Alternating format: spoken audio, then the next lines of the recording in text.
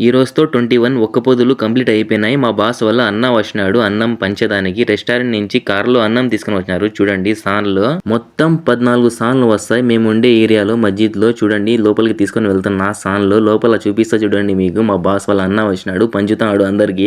మా బాస్ వాళ్ళ సిస్టర్ పిల్లలందరూ వచ్చినారు. చూడండి ఇక్కడ చూస్తున్నారు. మా బాస్ వాళ్ళ అన్న పంచుతా అంటే అందరికి పంచుతాడైనా ప్లేట్లలో వేసి. అక్కడ ఒక ఆయన వాటర్ బాటిల్స్ పంచుతాడు. చూడండి మకరోని వేసిస్తాడు. మా బాస్ వాళ్ళ అన్న ప్లేట్లలో అందరికి వేసి పంచుతున్నాడు.